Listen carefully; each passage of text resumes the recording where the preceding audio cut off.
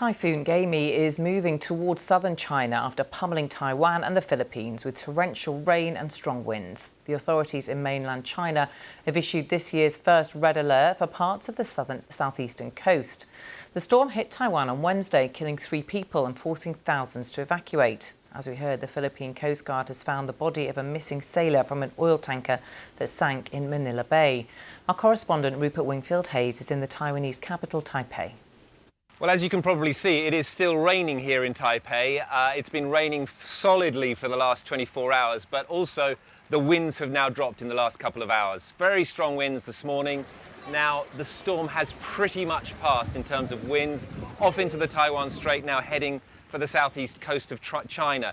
It sat over the island for most of the night. It slowed right down and did a big circle over Taiwan and moved very slowly over the mountains last night, and that means there was a huge amount of rainfall, and that has caused extensive flooding in the east and south of the island. And sadly, yes, as you say, several people have been reported as being killed from falling trees and falling masonry during those very high winds last night.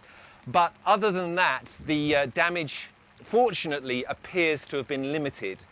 As I say, quite extensive flooding, but in terms of structural damage, that appears to be fairly limited, and most places appear to have come through this storm fairly unscathed. We have now got reports of a ship off the south coast of Taiwan sinking, and the crew of that ship is currently missing. That's what the Coast Guard is telling us. So there is a rescue operation ongoing off the south coast of Taiwan to try and find the crew of that ship. But other than that, the storm has now mainly passed and is heading for the southeast coast of China. Well, let's speak to Jan Kamenzind-Broomby now, journalist based in Taipei. Jan, welcome to you. What's the latest that you can tell us, this information coming in from the Philippine Coast Guard about this oil tanker? That's right. That information coming in only in the last few minutes about the fact that the Philippine Coast Guard has found the body of these fishermen that were these fishers that were thought to be missing on this ship, I should say, the sailors. We didn't know actually before. They weren't specifying whether they thought that this ship had been impacted by the typhoon. It seems now that the Coast Guard is suggesting that this has come as a result of those wild and choppy waters that we've been seeing as a result of the typhoon that spread. It didn't actually make landfall in the Philippines, but still had a big impact before shifting up, picking up strength and making landfall over Taiwan in the last 24 hours.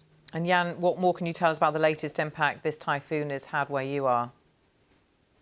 Well, as Rupert was saying, the impact in Taipei has thankfully been relatively small. You walk around, the streets are far emptier than you would imagine. They're having what's called a typhoon day. That means schools are closed, shops are closed, businesses are largely closed, although some have remained open. You can see people have boarded up their windows to protect them from any kind of damage. But the real focus now is shifting away from Taipei, and it's shifting down towards the south and towards the east of Taiwan's island. There we've seen significant levels of rainwater and flooding even in the city of Kaohsiung in the south. Social media videos showing water flooding down into car parks and people trudging through the streets that once were filled with cars, now filled with flood water.